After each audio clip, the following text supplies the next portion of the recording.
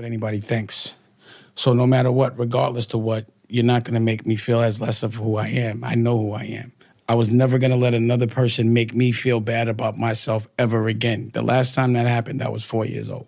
As long as you're expressing yourself, as long as you don't care, as long as you're not hurting anybody. Every single day for everybody, there's a lesson, there's a test. And if you don't pass the test, you do not move forward. You stay in the same place.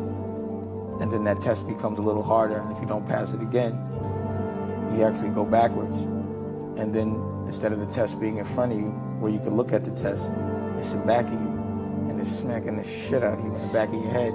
And it hurts, and it's embarrassing. My parents could give me advice, but, at 16 or 17, after my mom died, I was getting more money than my dad. So at that point, it's hard to listen to people that are older than you that haven't got to the place you want to go. And as a child, you become very arrogant when you can do adult things. But my mother was the one that taught me to never, ever, ever let someone tell you something that you don't believe without saying how you feel about it. You become a combination of the people that influence you the most. That's why you have to be important. I mean, it's important that you're cognizant of what you do when you realize that people are actually influenced by you. You know what I mean? You never want to do something that you don't want the people you love to do, because they're going to do exactly what you do. If you don't stand out, then you're just atmosphere in a crowd. But when you do things different, then people are drawn to you. Your job as a parent is to make sure your children never have to go through the same problems that you went through. It's to break cycles. But first, you kind of have to understand what that cycle is. So as an adult that had children, I was, I ain't going to shit on my dad, but if I were him, I would have been in my life a little more. A kid doesn't even care about that. That's not currency to a kid. They don't even know about money until you tell them about it. All they care about is your time. At some point, you might think, okay, I'll sacrifice time with my child because I got to make money to support him. But the kid don't care about that. The kid just wants you to be there to support him. A lot of people overreact to problems because they never had any. They don't know what a problem is, and then they make something that's light feel like it's the worst thing in the world.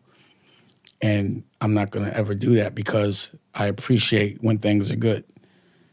You know what I'm saying? It'd be like just in any second, some shit could happen that's fucked up. So in between those moments that you can't control, you have to enjoy life to the fullest. Sometimes you have to actually go through some pain early so you understand how to appreciate life moving forward. Shit has to be taken from you. Things that are free, you find are priceless when they get taken from you. Like freedom and people you love. And then you're like, what was I complaining about? I was rich, I was wealthy because I had love. And now I don't. And there's no money in the world that could bring it back. Once your health is gone, it don't matter how. You will spend any amount of money to get your health back if you're sitting in the bed compromised.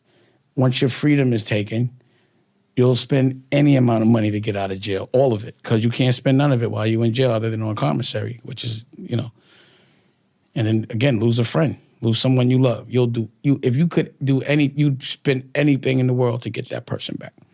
I do appreciate life in the moment, because I'd be like, what if this was taken from me?